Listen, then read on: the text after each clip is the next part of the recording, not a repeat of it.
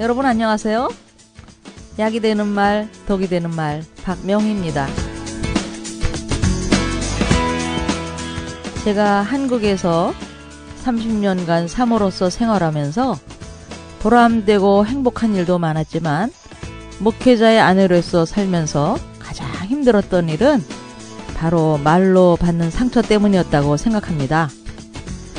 성도들은 목사에게는 하나님의 종이기에 두려워하는 마음도 있지만 사모는 아무것도 아닌 사람이 목사 옆에서 대접만 받는 것이 아닌가 하여 가볍게 여기고 대화 중에 말로 상처를 주는 사람도 많고, 또한 사모 자신도 믿음은 있어서 목회자의 아내가 됐으나 아직 사모로서 훈련되지 않은 인격과 좁은 안목 때문에 그런 말들에 상처를 받아 스스로 힘을 잃고 방황하는 경우가 많이 있죠. 예를 들어 사모가 치마가 짧으면 너무 앞서간다고 하고, 그래서 좀 길게 입으면 너무 촌스러워서 교회 이미지를 흐린다고 하고, 또 좀 뚱뚱하면 하는 일도 없이 혼자 대접은 다 받아서 그렇다고 하고, 좀 말랐으면 사모가 하나님께 매달리지 않고 혼자 무슨 고민이 많아서 저렇게 말랐냐고 합니다. 그런 얘기들이 귀에 안 들어오면 좋겠는데 거의 다 들어와서 살 맛을 잃어버리게 만든다는 것이죠. 오랜 훈련 속에서 나름대로 연단을 받은 대부분의 사모들은 체념을 하거나 위장을 해서 달래주기도 하지만 힘이 빠지고 짜증이 나니까 남편 되는 목사님에게도 나쁜 영향을 미치게 되는 것도 사실이죠. 오늘은 이런 예들을 살펴보겠습니다. 대형교회를 담임한 첫날 나이 많은 권사님들 앞에서 이제 30대 중반에 선 사모님이 엄청난 모욕을 당했습니다. 문제의 발단은 예쁘게 보이려고 너무 신경 써서 치장한 사모님이 속치마의 길이와 겉치마의 길이를 가늠하지 못한 데서 일어났습니다. 하얀 속치마가 까만 스커트 밑으로 쑥 빠져나온 것이죠. 아니 저런 꼴을 하고 어떻게 우리 교회같이 유명한 교회 당회장 사모가 될 수 있단 말이야? 어린 사모님은 상황을 파악하지 못하고 얼굴을 붉히면서 이 사람 저 사람 번갈아 보면서 갈피를 잡지 못했습니다. 희수를 넘긴 백발의 권사님들은 손녀뻘 되는 사모님을 앞에 놓고 아주 박살을 내고 있었죠. 시골하고 여긴 달라. 터키식으로 하면 큰일이지.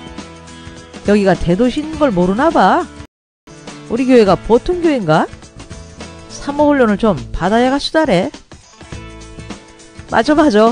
대형교회 사모가 그냥 되는 것이야? 시간이 걸리지. 아이고, 저 어린 사모가 어떻게 이 큰 교회의 어머니 역할을 하지? 큰일 났네. 이상한 분위기를 간지한 목사님이 사모님을 데리고 뒷방으로 갔습니다. 근데 사모님은 흰 속치마 자락을 움켜잡은 채 입을 실룩거리면서 울음을 터뜨렸습니다. 성경에서도 예수님이 모욕적이고 곤란할 질문을 던지는 바리새인들에게 아주 재치있고 유머스러운 말로 대응하는 예를 많이 접하게 되는데, 우리가 익히 알고 있는 예를 들어보면 예수님이 세리 마태의 집에서 음식을 잡수시는 걸 보고 바리새인들이 헐뜯기 시작했습니다. 너희 선생은 어찌하여 세리와 죄인들과 함께 잡수시니? 그건 창피한 일이야. 제자들은 내심 창피했습니다. 저들 말이 맞아. 왜 우리 주님 모든 사람들이 싫어하고 피하는 세리와 죄인들과 함께 앉아서 음식을 드시면서 어울리는 것일까?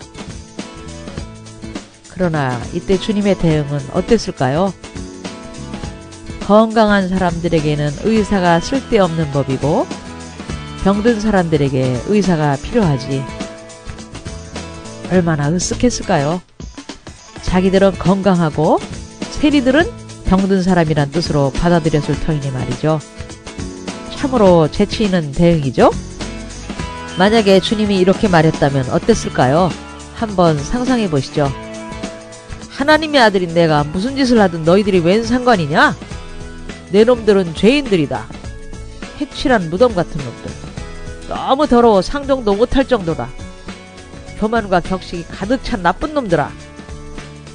다시 전 상황으로 돌아가서 그렇다면 앞의 사례에서 사모님이 당한 모욕적인 언사를 이렇게 받아넘겼다면 어땠을까요? 권사님들의 사랑을 받으려고 석치마가 이렇게 쑥 빠져나왔군요. 이런 모습으로 나타나니 권사님들 보시기에 제가 더 귀엽죠? 사랑해주세요. 아마 이렇게 유머스럽게 대응했다면 사모님도 상처를 받지 않았을 것이고 권사님들도 즐겁게 웃지 않았을까요?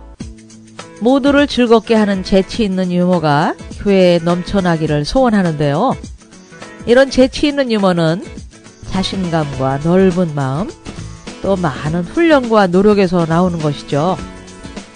신학교를 졸업하고 6개월 만에 간 교회에서 있었던 일이라고 하는데, 중소도시에서 쌈질로 이름난 교회 수석 장로와 30대 어린 사모가 나눈 대화의 한 토막입니다. 사모님, 우리 교회가 이게 뭡니까? 무슨 말씀이세요? 이 교회와 맞지 않는 목사라고 생각지 않으세요? 무슨 뜻이지요? 도대체 갑자기 무슨 말씀이세요? 성도가 늘지 않으니 문제죠. 그래도 감이 잡히지 않습니까?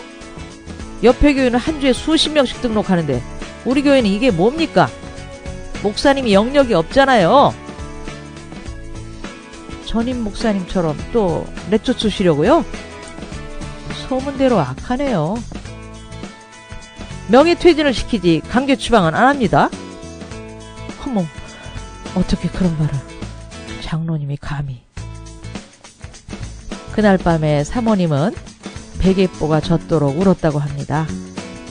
사모는 어느 목회지에 가든지 특히 분란이 있었던 교회 갔을 적에는 그 교회가 걸어온 뒤안길을 둘러보는 것이 상처를 덜 입게 되는 것인데, 이걸 이기지 못하고 그 어린 사모는 마음고생을 하다가 덜렁 죽어버렸습니다.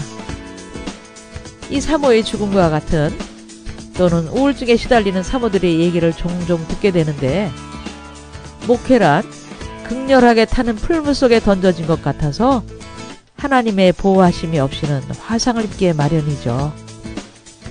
수석 장로가 사모님 앞에서 왜 그런 말을 하게 되었는지 배경을 알게 되면 사모님의 마음에 불쌍히 여기는 긍휼한 마음이 일어날 것인데, 전에 같이 시무하던 목사에게서 얼마나 상처를 입었으면 저렇게 됐을까? 어떻게 하면 저 병을 치유할 수 있을까? 그 사람의 영적 상태를 병으로 진단했다면 자신을 독한 말로 죽이려고 한다는 충격은 상당히 완화될 수 있었을 텐데, 대화에서 이런 자세는 마치 비수를 들고 덤비는 공격에 방패를 들이대는 효과가 있죠. 방패를 들고 있는 사람은 눈동자와 얼굴에 요동함이 없는 평안한 미소를 띠고 응할 수 있어야 하는데, 그 대화를 사모가 이렇게 이끌었다면 어땠을까요? 사모님, 우리 교회가 이게 뭡니까? 네? 목사님은 우리 교회와 맞지 않는 목사라고 생각지 않으세요? 네. 성도가 늘지 않으니 문제죠. 그래도 감이 잡히지 않습니까? 옆에 있는 교회는 한 주에 수십 명씩 등록하는데 우리 교회는 뭡니까? 목사님이 영역이 없잖아요. 목회는 하나님이 하시는 것입니다. 이번엔 명예퇴진을 시키지 강제 추방은 안 합니다. 하나님이 저희 부부를 여기 보내셨습니다. 그분이 허락한 기간 동안 최선을 다해 여러분을 섬길 것입니다. 이 사모는 좀 특이하군. 먼 훗날 장로님과 나누는 대화가 큰 추억이 될 것입니다. 목사님과 나는 그때까지 주님의 몸된 교회를 받들 겁니다. 사모님은 장로님을 영적으로 병든 상태라는 것을 인식했기에 방어를 부드럽게 끌고 나갈 수 있었다고 봅니다. 병든 사람이 하는 말이니 마음에 담아두지 않은 것이죠.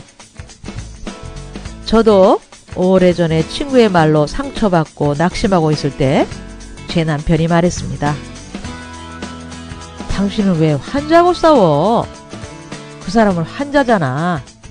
육체의 병 때문에 마음까지 다쳐진 사람이야. 그때 예전에 상담에서 들었던 교수님의 얘기가 생각났습니다. 어느 유명한 정신병원에서 수간호원이 정신병 환자하고 멱살을 잡고 싸웠다고 하는데, 그러면 누가 진짜 환자냐 하는 얘기였습니다.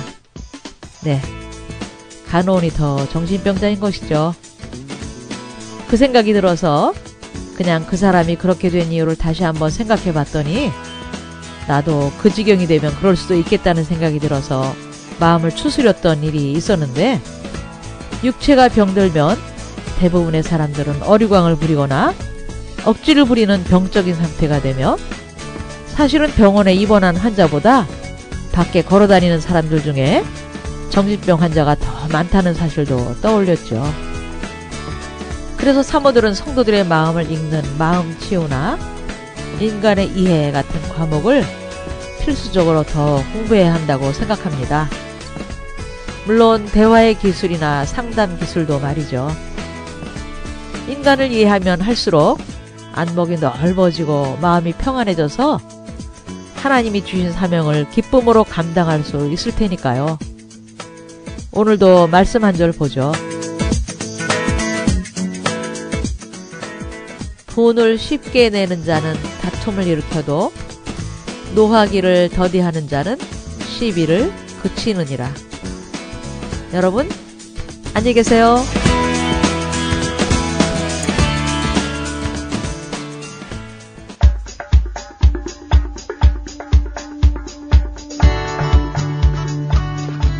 KCN 인터넷 라디오 방송